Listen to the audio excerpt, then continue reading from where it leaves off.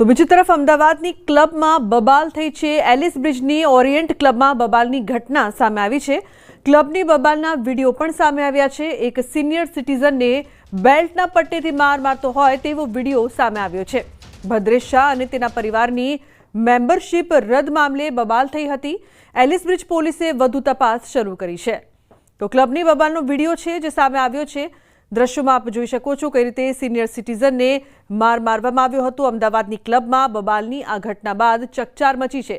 Alice બ્રિજની Orient ક્લબમાં બબાલની ઘટના અને મહત્વની વાત તો એ છે કે સિનિયર સિટીઝનને બેરહેમીપૂર્વક માર મારવામાં આવ્યો હતો, જે બાદ બબાલ થઈ હતી। દ્રશ્યોમાં આપ જોઈ શકો છો કઈ રીતે સિનિયર સિટીઝન સાથે પહેલા તો ધક્કામુક્કી કરવામાં આવે છે, તે બાદ તેમને માર મારવામાં આવે છે। એલિસ બ્રિજની ઓરિયન્ટ ક્લબની આ ઘટના છે કે જ્યાં આ સમગ્ર ઘટના બન્યા બાદ બબાલ થઈ હતી, પરંતુ સિનિયર સિટીઝનને કેમ આટલો માર મારવામાં આવ્યો તે અંગે પણ રોષ જોવા મળી રહ્યો છે। જે ઇજાગ્રસ્ત થયા છે તેમને સારવાર માટે ખસેડવામાં આવ્યા છે અને તેમને ખૂબ જ બેરહેમીપૂર્વક માર મારવામાં આવ્યો હતો, જેનો વિડીયો પણ સામે આવ્યો છે। સિનિયર સિટીઝનને બેલ્ટના પટ્ટીથી માર મારતો હોય તેવો વિડીયો અહીં જોવા મળી રહ્યો છે। તો ભદ્રેશ શાહ અને તેના પરિવારની મેમ્બરશિપ રદ થવા મામલે બબાલ થઈ હતી તેવું પણ સામે આવ્યું છે, પરંતુ આ રીતે મારવું કેટલું યોગ્ય તેને લઈને મહત્વના સવાલો છે તે ઉપસ્થિત થઈ રહ્યા છે। ક્લબની બબાલનો આ વિડીયો હાલ વાયરલ થઈ રહ્યો છે, જેમાં જોઈ શકાય છે કઈ રીતે બેલ્ટથી માર મારવામાં આવી રહ્યા છે।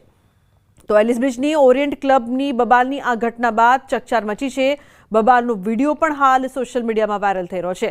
એલિસ બ્રિજ પોલીસે વધુ તપાસ શરૂ કરી છે અને આ અંગે વધુ તપાસ કરવામાં આવી રહી છે। તો અમદાવાદની ક્લબમાં બબાલ અને તેમાં પણ એક વૃદ્ધ વ્યક્તિને બેરહેમીપૂર્વક માર મારવો કેટલો યોગ્ય તેને લઈને અનેક સવાલો અહીં ઉપસ્થિત થઈ રહ્યા છે। એલિસ બ્રિજ પોલીસ આ મામલે વધુ તપાસ કરી રહી છે। જે વૃદ્ધ છે કે જેમને બેલ્ટથી માર મારવામાં આવ્યો તેમને હાલ સારવાર માટે ખસેડવામાં આવ્યા છે। ઉલ્લેખનીય છે કે ભદ્રેશ શાહ અને તેમના પરિવારની મેમ્બરશિપ રદ મામલે બબાલ થઈ હતી।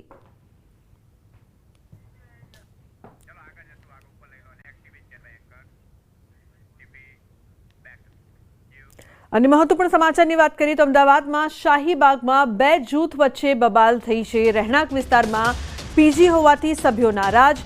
યુએન મહેતા નજીક આવેલ મનહર સોસાયટીમાં બબાલ થઈ છે। ઘણા સમયથી કેસ ચાલતો હતો, તે બાદ ગત રાત્રે અથડામણ થઈ। ખોદકામના કારણે રસ્તો સાંકડો થવાથી સોસાયટીના રહીશો અને પીજી સંચાલક વચ્ચે બોલાચાલી થઈ હતી। આ બોલાચાલી બાદ પીજી સંચાલક અને ટોળાએ બબાલ કરી હતી। મારામારી કરતા અમુક લોકોને સામાન્ય ઈજા પહોંચી છે। પોલીસ ઘટના સ્થળે પહોંચી છે અને વધુ તપાસ હાથ ધરી છે। તો રાત્રે પોલીસ સ્ટેશન ખાતે સમાધાન થયું હતું।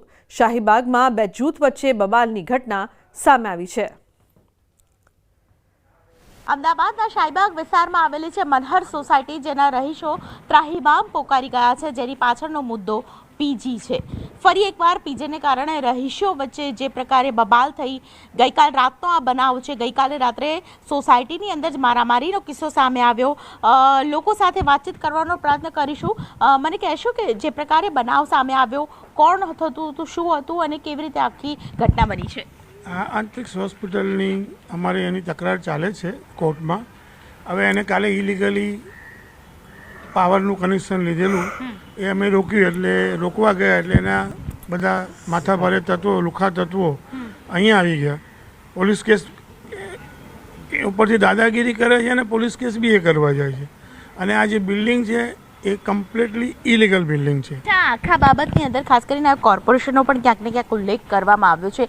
કોર્પોરેશનને આપે શું ફરિયાદ કરી હતી, કયા મુદ્દે ફરિયાદ કરી? કોર્પોરેશનને આ પીજી માટે જ ફરિયાદ કરેલી છે કે ભાઈ આ ઇલીગલ છે અને આનાથી સોસાયટીને ન્યુસન્સ છે કે તમે આની સામે કોઈ એક્શન લો, પણ સોસાયટીવાળાની સામે બી કોઈ એક્શન નથી ને એની સામે બી કોઈ એક્શન નથી। અચ્છા, અમને ખબર જ નહીં પડતી કે શું કરવા માંગે છે કોર્પોરેશન। રાત્રે જે બનાવ બન્યો તેમાં કેટલા લોકો સોસાયટીના છે ઈજાગ્રસ્ત બન્યા છે?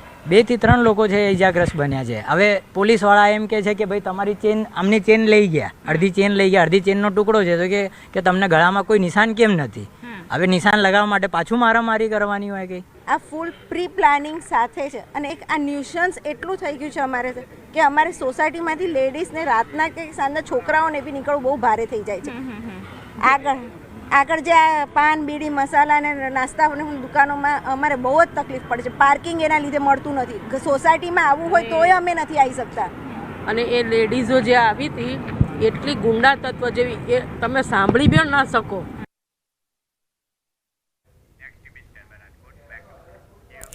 અન્ય સમાચાર રાજકોટથી સામે આવી રહ્યા છે. ઉપવાસ કરતા શ્રદ્ધાળુઓની આસ્થા સાથે ચેડા. ફૂડ વિભાગની ટીમની તપાસમાં ખુલાસો થયો છે. ફરાળી પેટીસમાં મકાઈના લોટનો ઉપયોગ કરાયો છે. જલારામ ફરસાણમાંથી પેટીસના નમૂના લીધા હતા, જો કે પેટીસમાં મકાઈનો લોટ ભેળવીને તેનું વેચાણ થઈ રહ્યું હતું. ફૂડ વિભાગે જલારામ ફરસાણમાંથી 85 કિલો વાસી પેટીસનો જથ્થો અને 5 કિલો મકાઈનો લોટ ઝડપ્યો છે. આ તમામ વસ્તુનો ઘટના સ્થળે જ નાશ કરવામાં આવ્યો છે. પરંતુ જે લોકો ઉપવાસમાં આરોગ્ય છે તેમને લઈને અનેક સવાલો.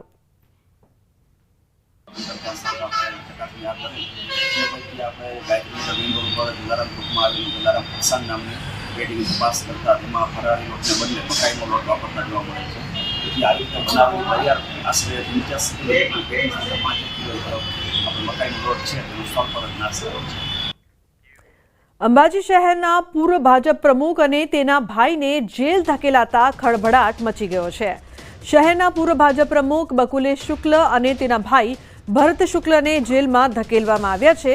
કોર્ટમાં મુદ્દત દરમિયાન સતત ગેરહાજર રહેતા બંને ભાઈઓને જેલમાં ધકેલવામાં આવ્યા છે. તેમની વિરુદ્ધ સરકાર દ્વારા ઉચાપતનો કેસ દાખલ કરાયો હતો. કુંભારિયા ખાતે જય અંબે મંડળી દ્વારા સસ્તા અનાજની દુકાન શરૂ કરાઈ હતી, જેમાં ગોટાળો થતા સરકારે ફરિયાદ દાખલ કરી હતી. સુરત પ્રિવેન્શન ઓફ ક્રાઇમ બ્રાન્ચે અપહરણના ગુનામાં ફરાર આરોપીને ઝડપી પાડ્યો છે. આરોપી દિનેશ તારાચંદ ભાર્ગવ છેલ્લા 15 વર્ષથી ફરાર હતો. આરોપી દિનેશે પોતાની શેઠની પત્ની અને પુત્રનું અપહરણ કર્યું હતું. શેઠની પત્ની સાથે બબાલ થતા પહેલા પુત્રનું અપહરણ અને બાદમાં પત્નીનું અપહરણનો પ્રયાસ કર્યો હતો, જે મામલે ખટોદરા પોલીસ સ્ટેશને ફરિયાદ નોંધાઈ હતી. આ ગુનામાં પોલીસે 2 આરોપીની ધરપકડ કરી હતી અને 2 વર્ષ જેલમાં રહ્યા હતા. બાદમાં જામીન પર છૂટ્યા હતા. બાદમાં 2010માં ફરી આરોપી કૈલાશ અને દિનેશે સંજનાબેનનું અપહરણ કર્યું હતું.